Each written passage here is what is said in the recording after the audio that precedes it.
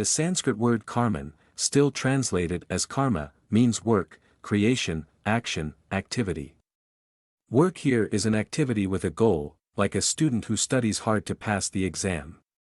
Passing the exam is the goal, the means to achieve that goal is studying hard. Thanks to that student's hard work and study, he was able to achieve his desired goal of passing the exam.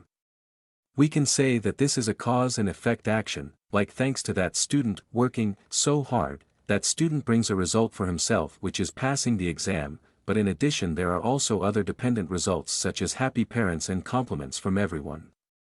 However, we must understand that the meaning of karman is limited to the process of doing only.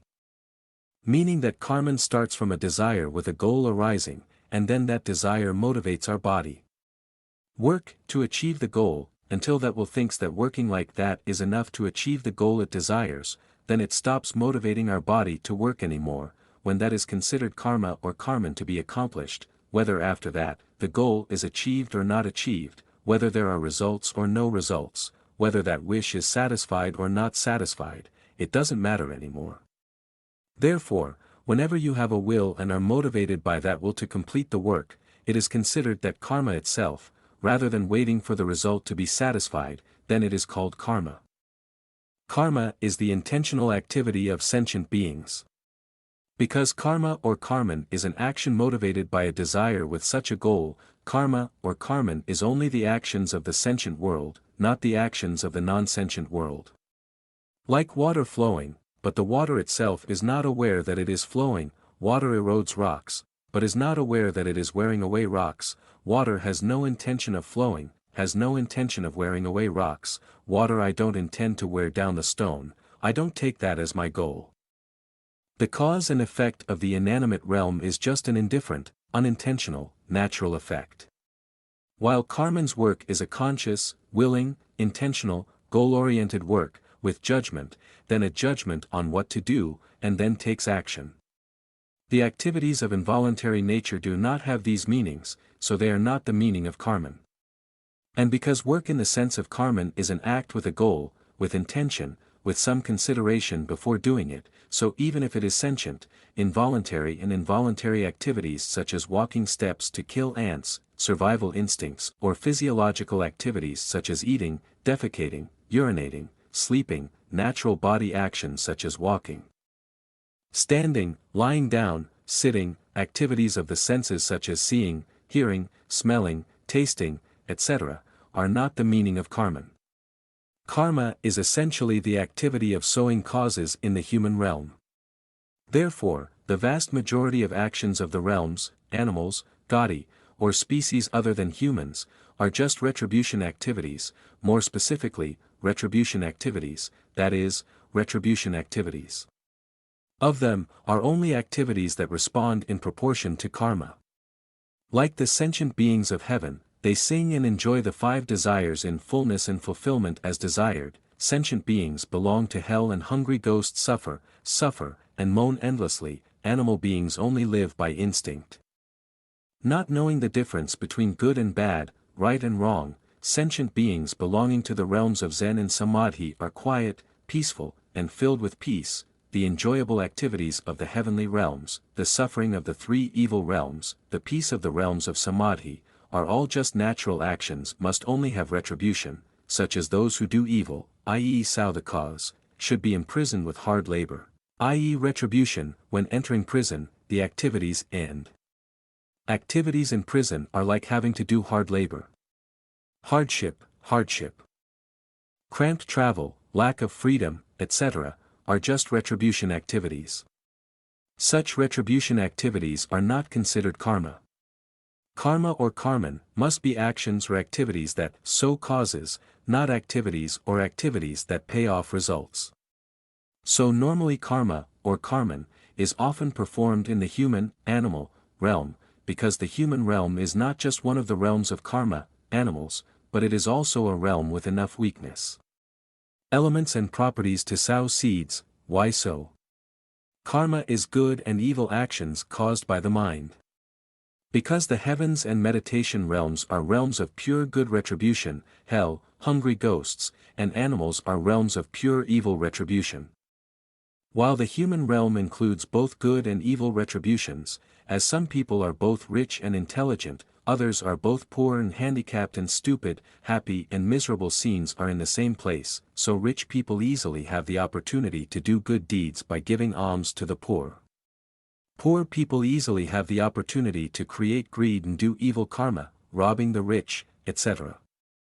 According to the principle of karma, it is because I do evil that I receive this result, because I do good, I only to enjoy such results, because there is good and evil, there are results. Good and evil here, based on what to evaluate. Because actions in the karman sense must always be initiated from a deliberate thinking mind. The nature of these actions depends on that thinking mind. The nature of this thinking mind, in Buddhism called contemplation, satana, is because the other thinking is directed in a certain way of activity of the mind. The directions of activity in this mind, in Buddhism called actions, samskara, include three types: good, evil and neutral, meaning neither good nor evil. If you think in a good direction, like thinking about wanting to give alms, for example, then that thinking mind will be good, and the actions initiated by that thinking mind will follow that and be good. On the contrary, if you think in an evil direction, your actions will become evil. And only actions in both good and evil directions have the meaning of karman. Therefore, even if there is a goal or a deliberate intention, recreational activities such as going to the sun, playing sports, watching plays, etc., are not good activities to support the body. Not evil like singers singing songs, actors acting in plays, carpenters making tables, etc., doing duty-based jobs that are neither good nor evil like students studying, etc., because these jobs are not good in nature. Or evil, so there is no meaning of karman. There are a number of actions that we already judge as good or evil, such as killing people is an evil deed. Giving alms is a good deed. But good and evil in the karman sense are determined according to the good and evil direction of the thinking mind, not just decided by looking at actions. Like a person who sees a loved one being tormented by an illness and in pain with no way to get over it, so he has to be given medicine to kill him to avoid further pain, then because his mind is thinking about killing that loved one, it is a good mind, isn't it? It's not an evil mind, so that act of killing is no longer evil, but in many cases it is also good. On the contrary, giving alms with an evil mind, such as giving with a plot to harm the recipient, or giving with a deceitful mind, then the act of giving will no longer be good, but will become evil. Therefore, the good and evil deeds that the world predetermined or accepts together, such as killing, stealing, adultery, and lying, are evil. Not killing, not stealing, not committing adultery, not lying, is good. Those actions must still be considered according to the mind, before doing those actions whether the mind is good or evil, and then judging whether those actions are good or evil, according to the meaning of karman. Therefore, good and evil deeds follow the customs and practices of each region. Such as in this place, a husband with 2 wives is evil, in other places, having many wives is good, etc. Good and evil deeds are according to tradition. Different cultural traditions, such as some cultural traditions, if the husband dies, the wife must die too, which is good, other traditions consider it evil, etc., as well as the good and evil traditions of religions, such as there are religions that have to bow to the 10 directions to be good, there are religions that come into contact with other classes is evil, there are religions that kill infidels are good, there are religions must shave off all hair and beard to be good, some religions must never cut hair or nails to be good, etc. All of the above good and evil deeds are not standards of good and evil in the sense of karman. The good and evil of karman are decided by the mind, i.e. thought, satana. Why is that? Because this thinking mind is active in all good and evil deeds. As if I saw a person falling into the river, I immediately threw a rope down to pull him up. My action or doing of throwing down and pulling up was not accidental or natural. If my mind does not have the intention to save that person, if I do not think quickly about how to save that person, then the act of throwing a rope to save that person will never be done. Once I have decided that I must bow to that person, my mind immediately thinks about what to do.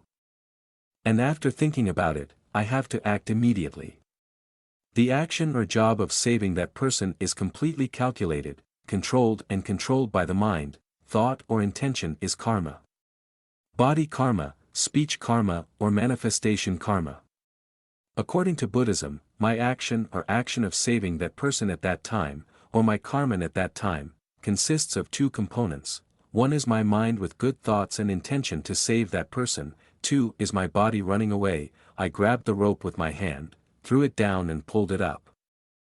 Maybe with my mouth calling out to others to help me pull it.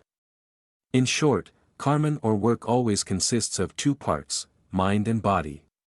Actions of the mind are thoughts of either good or evil nature, in Buddha Dharma called thought, i.e. mental karma, manas karman, bodily actions, which are actions of the body in general such as hands and feet, looking, listening, in Buddhism called body karma, kaya karman, and speaking actions of the mouth, in Buddhism Dharma is called speech karma, and karman. The mind always plays the main role.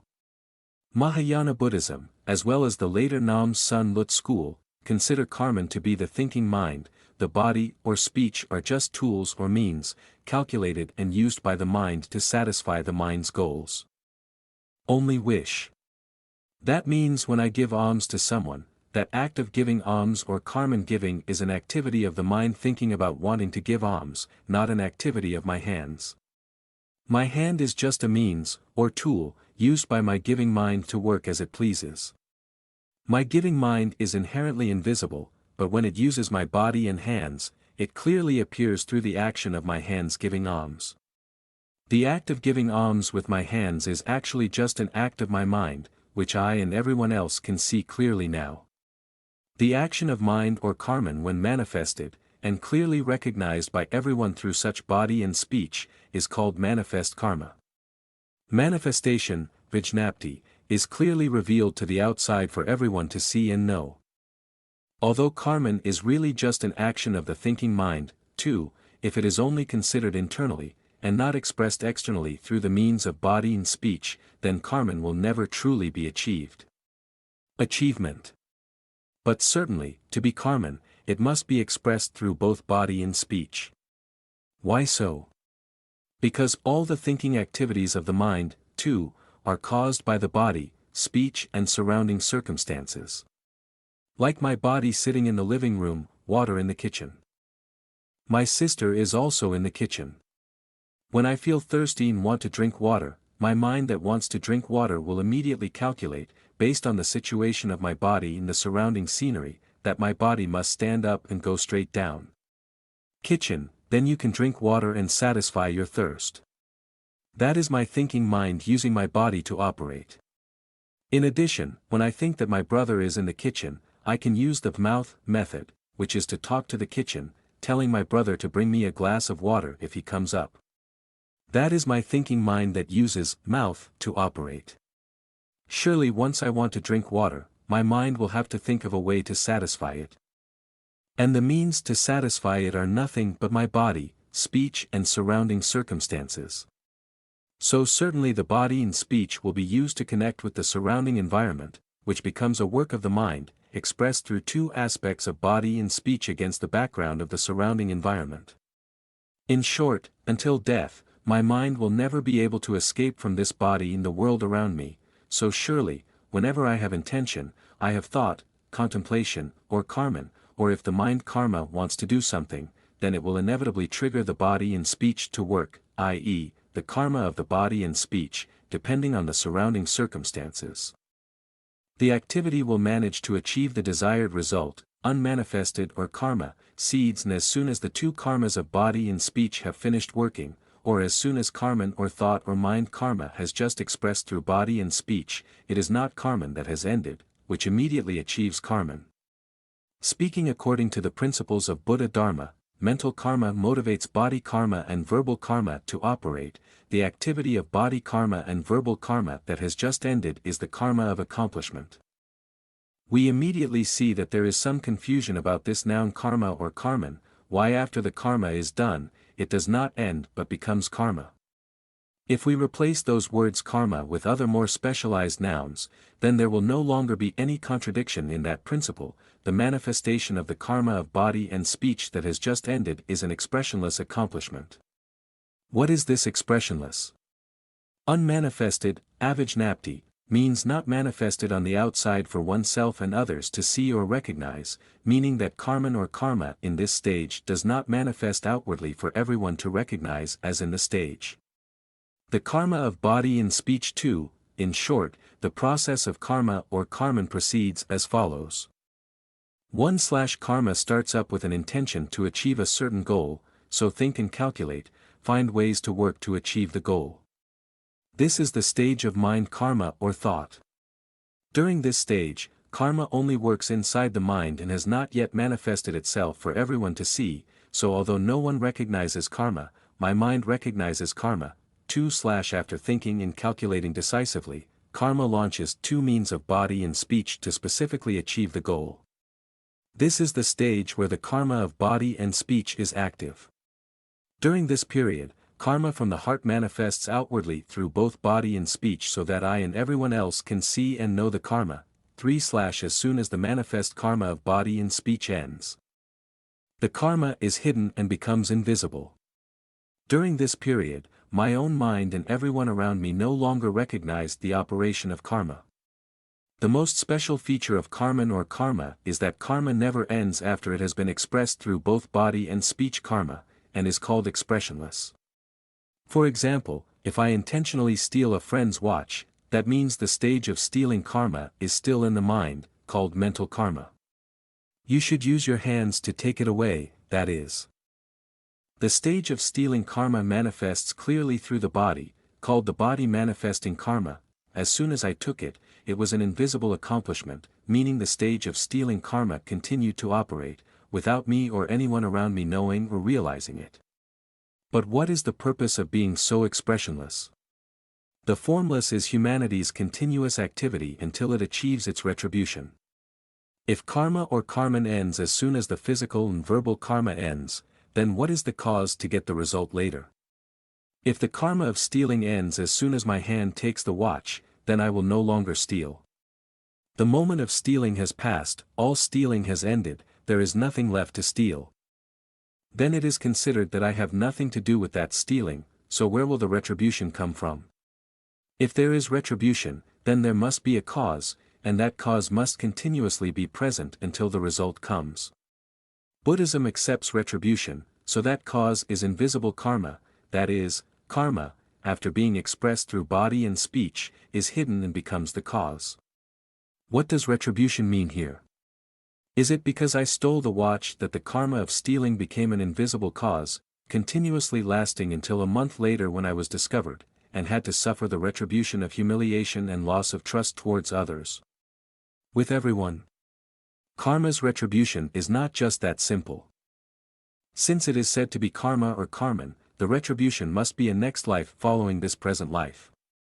If all retributions were achieved in this present life, there would be absurd difficulties as follows. All retributions were achieved in this present life, then there would be no rebirth to repay the results, and thus there would be no retribution. Reincarnation again. And no one needs to practice the way, because everyone will surely attain nirvana without birth when this life ends. Since humans create a lot of karma in their present life, how can they have enough time to accomplish all of it? Again, a person sow two karma causes that are completely opposite to each other. One cause has the result of long life, the other cause has the result of short life, so how can those two causes have the same result in the same life? This present life is originally the result of a past karma, and now the karma in the present also has results right in this life. It will disrupt the present result, and make the principle of cause and effect can be implemented anymore. Just like my karma in the present is a lifetime of poverty, now I create the karma of giving alms to become a rich cause, that cause will result in wealth right in this life. So my karma of poverty in this lifetime will not is done anymore, and conversely, the current retribution, which is that I am poor, also prevents the retribution of being rich from being carried out. Both destroy each other, so what reason is there for cause and effect? Also, if before I die, I give away all my wealth and then die, then how can the cause of giving away all my wealth come to fruition, because my current life is not theirs more? Therefore, the result of karma or karman must be an afterlife. So the meaning of retribution is not just a cause and effect relationship according to mathematical logic or worldly morality, meaning that a person who did evil should one day be arrested and imprisoned. On the contrary, karma always has its own reward corresponding to itself, that result is its own result, karma produces its own result, giving rise to its own result. That is, even though there are many people who do evil throughout their lives without being punished at all, on the contrary, they still happily enjoy themselves until death, there is nothing paradoxical about karma. Because according to the principle of karma, this present life is the retribution of previous karma, as for the evil karma that he is currently sowing. They have their own transformation and development activity to achieve their own results, which is a life full of suffering in the next life, and do not need to be borrowed from this life. The present life is only a past result of a karma from a previous life. Just as we plant an orange seed right at the root of a guava tree, that orange seed still develops into an orange tree life of its own that is completely different from the guava tree's life, but it does not need to borrow from the roots. The trunk and branches of the guava tree are left behind to form oranges. Therefore, each karmic cause will have its own retribution and retribution, that is, its own life, corresponding to itself. And because sentient beings cannot have two lives, that is, two retributions at the same time, the karma that we create will wait for the retribution of this present life to end, then it will change. Result in the next life, thus becoming reincarnation. Such karma is a work that bears fruit in another time. Karma is sown in this life, but the result is a different next life. When karma is sown, it is only due to thought and the karma of thought through body and speech that becomes invisible, hidden and not visible, and then secretly changes so that the results are achieved. When achieved, it includes both a body and mind and a whole world, or a life in a world. Therefore, the result of karma is called by the technical term vipaka. The prefix 6 in Sanskrit means difference, in Chinese it means difference, the word paka means cooked, only produces fruit when ripe, in Chinese it means ripe. The idea is to say that the result, tuk, paka, of karma is always different, 6, from the cause of karma in three aspects as follows. 1/1 is that the cause changes and then the fruit ripens, rather than directly producing the fruit right away, mutation. 2/2, the fruit ripens at a different time than the cause, but does not ripen in the present time with the cause, different time of ripening. 3/3 is the cause, which is the activities to produce results, so the cause must be good or evil karma, while for the results, the natural activities of the results are only to enjoy or receive the results, not the activities. Action to produce results, so the result is not good or bad karma, so cause and effect are two different types of karma, different types of karma. In short, karma or karman is the entire career of creating the world and establishing sentient beings of all kinds, a career that theistic religions place in the hands of God or their supreme spirit. Then here, in Buddhism, that career is karman, as in the Ka Exale Wan says, the world has countless differences, all born from karma, karmajam lokavasatriam. So karman is officially translated as karma, factors that establish karma, worldly energy, worldly beings and ignorance, afflictions. Is such karma created by an ego, Atman, a subject or an author, Kartra? Are not. The Dhammapada states, Atana va katam papam atana samkalasati atana akatam papam atana va visajati sati asati pakatam nano anam visodhe. Meaning, due to self-commitment, self-pollution, because he himself does not commit sins, because he is pure, pure or impure depends on oneself, no one can be pure for others. The above verse gives us the feeling that our ego is the creator of all karma, evil as well as pure. But according to the explanation of the Mahayana teachings, because the Buddha followed the rational, ego-clinging minds of sentient beings, he used the ego-centered way of speaking, that is self-centered way of speaking of sentient beings. to preach the Dharma so they can understand it easily. But actually, I am not, and there is no one author, or doer, as Buddhaghosa said in Visuddhimagga, Dukkam eva hi, na kosi dukkikto karako na, kiriya and vijati, mag gamathai, gamako na vijati. Meaning, of course there is suffering, but no one is suffering, there is no one who does, but the work is there is nirvana but no one is nirvana, there is a path but no one can be found. Thus, no one creates karma, but as we said above, karma is consciousness, a deliberate thinking mind that wants to achieve a certain goal.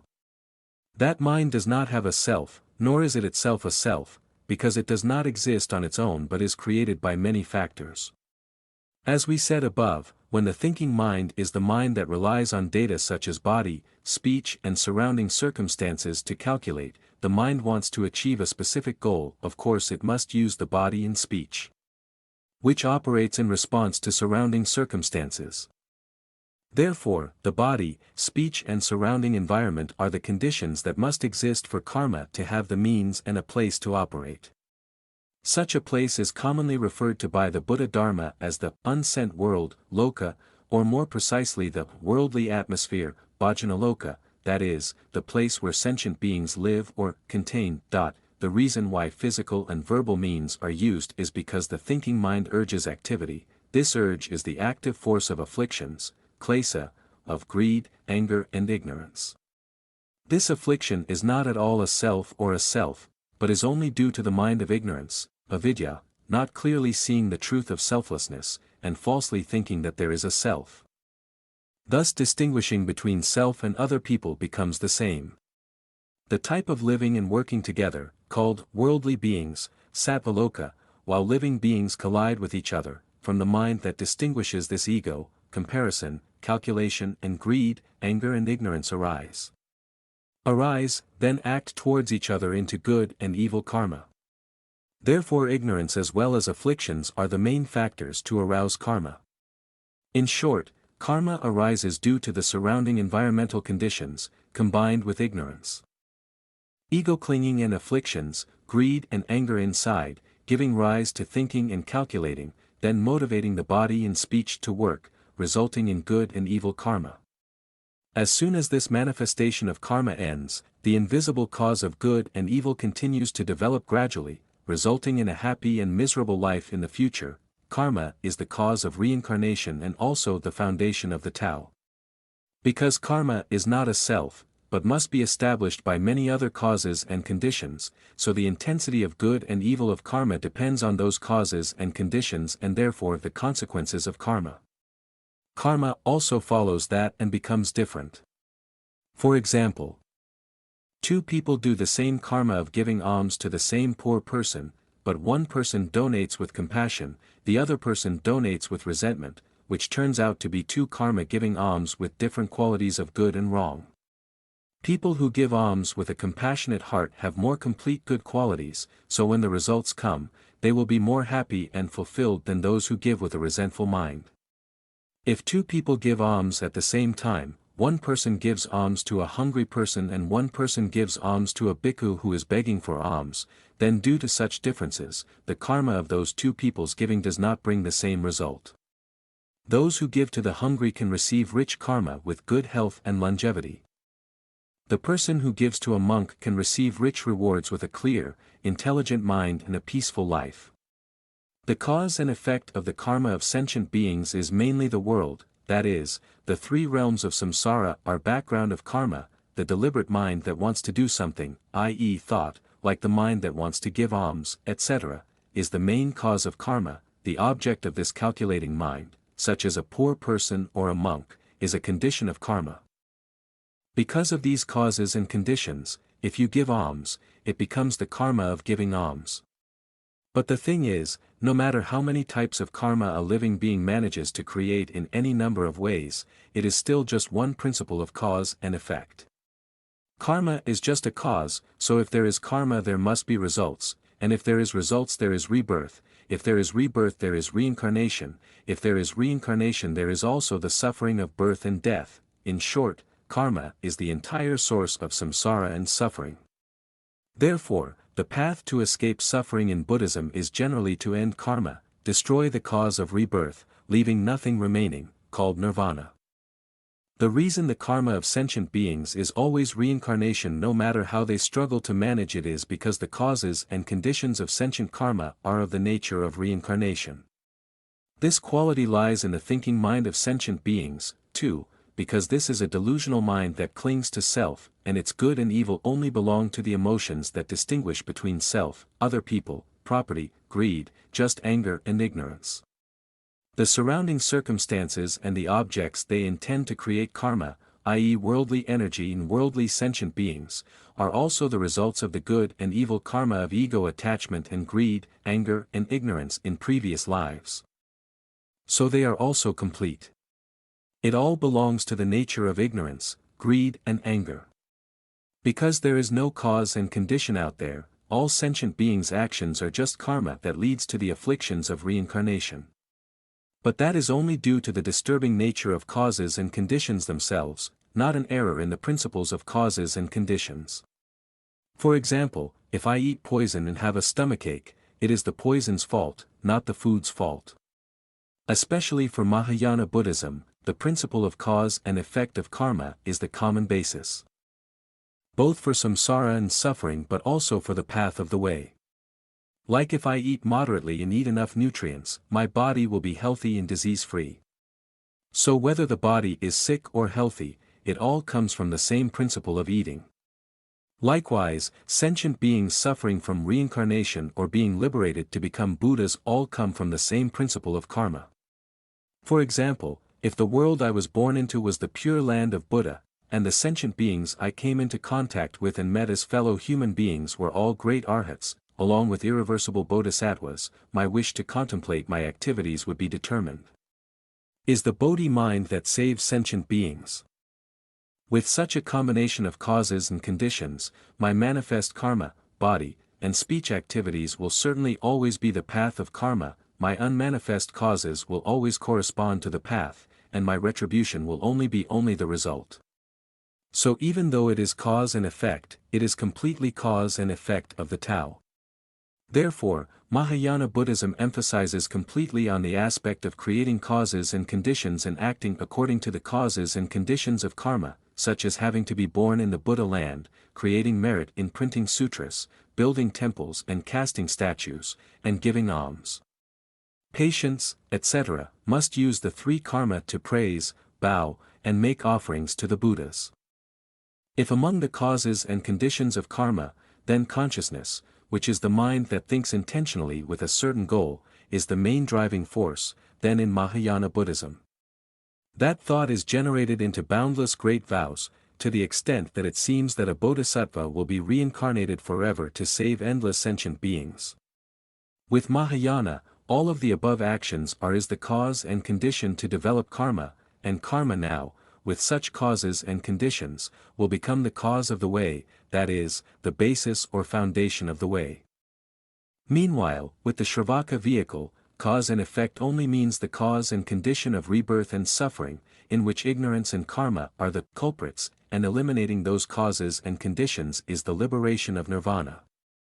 This meaning is completely clear and obvious in the process of 12 causes and conditions leading to the reincarnation of sentient beings. In short, examining karma at this stage will become examining causes and conditions.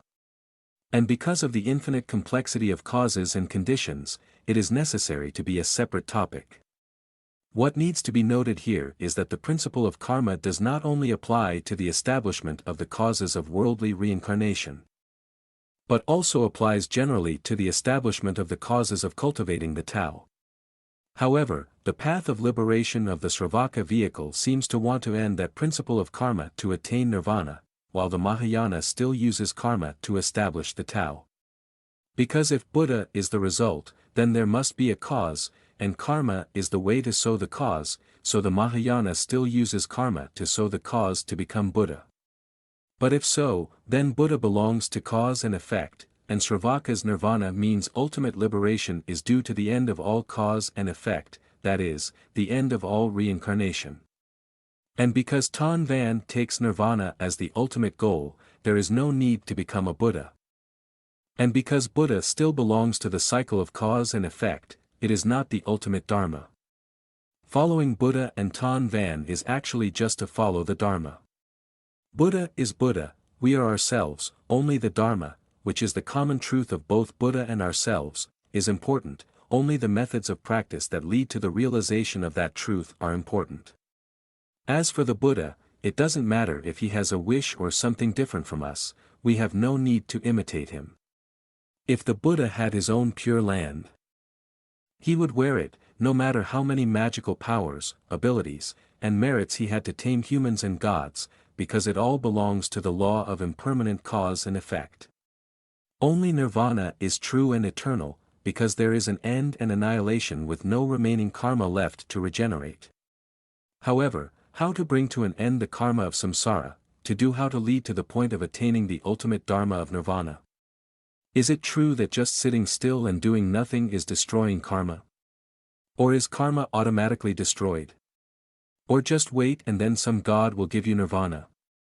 Tan Van Vehicle often emphasizes that we must cultivate ourselves and destroy those karmas ourselves. According to Mahayana, that self-activity, its principle is karma alone. So if you want to end karma, you still have to use karma, therefore, the principle of karma is the foundation of all dharmas, whether worldly or beyond the world. Therefore, the next issue of karma will be continued to be investigated through three directions as follows. First, karma is the cause of all immeasurable, boundless worlds and sentient lives. Second, karma is the cause to destroy the karma itself that has created the limitless, boundless sentient world. Third, karma is the cause to transform the infinite, boundless sentient world, becoming pure to integrate into the infinite, boundless pure world of the infinite. Boundless Buddhas. And once again, we feel even more the boundless scope of karma, to sympathize with Bodhisattva Vajrabandhu through his words, to open the karma chapter in the Ka Xe Lua, the world is many differences are all caused by karma. Thank you for spending your valuable time on my channel journey to enlightenment. Wishing you a very peaceful and happy day. Don't forget to click like and subscribe to my support channel. See you in the next video.